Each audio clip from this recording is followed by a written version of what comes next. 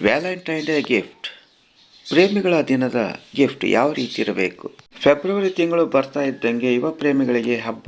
Valentine ಡೇನ ಯಾವ ರೀತಿ ಎಲ್ಲಿ ಸೆಲೆಬ್ರೇಟ್ ಮಾಡಬೇಕು, ಯಾವ್ಯಾವ ಗಿಫ್ಟ್ ಕೊಡಬೇಕು ಅನ್ನೋ ವಿಚಾರ ತಲೆ ಕೊರಿತಾ ಇರುತ್ತೆ. ಅದಕ್ಕಿಳಿದೆ ಉತ್ತರ. ಅದಕ್ಕಾಗಿ ವಿಡಿಯೋನ ಪೂರ್ತಿ ಎಲ್ಲ ಮಿಸ್ ಮಾಡುತ್ತೆ ನೋಡಿ. Personal gift. ನಿಮ್ಮ ಪ್ರೀತಿ ಪಾತ್ರ ಆದ ಗೆಳತಿಗೆ ಅವರ ಫೋಟೋ ಇರೋ ಫ್ರೇಮ್, ಟೀ ಶರ್ಟು, ಕೇಕ್ ಮೇಲೆ ಅವರ ಹೆಸರು ಇರೋದು, ನಿಮ್ಮಿಬ್ಬರ ಹೆಸರು ಇರೋ ಕೇಕ್, ಇಂಥ ವಸ್ತುಗಳನ್ನು ನೀಡೋದ್ರಿಂದ ನಿಮ್ಮ ಪ್ರೇಮಿ ಸಿಕ್ಕಾಪಟ್ಟೆ ಖುಷಿ ಆಗುವರು. ಆಭರಣಗಳನ್ನು ಇಷ್ಟಪಡದ ಹುಡುಗಿ ಪ್ರಪಂಚದಲ್ಲಿ ಎಲ್ಲೂ ಇಲ್ಲ.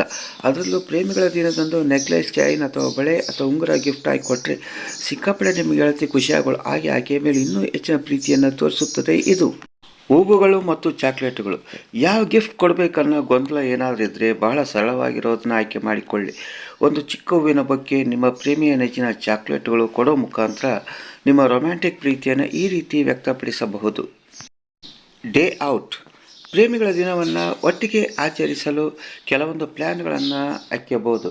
ಒಟ್ಟಿಗೆ ಸಿನಿಮಾ ನೋಡಲು ಹೋಗೋದು, ಕ್ಯಾಂಡಲ್ ಡಿನ್ನರ್ ಪಾರ್ಟಿ ಅರೇಂಜ್ ಮಾಡೋದು, ಇಲ್ಲವೇ ಸ್ಪೆಷಲ್ ಪಾರ್ಟಿ ಅರೇಂಜ್ ಮಾಡೋದು. ಈ ರೀತಿ ಮಾಡೋ ಮುಖಾಂತರ ನಿಮ್ಮ ಗೆಳತಿಗೆ ಸಿಕ್ಕಾಪಟ್ಟೆ ಖುಷಿ ಕೊಡಬಹುದು.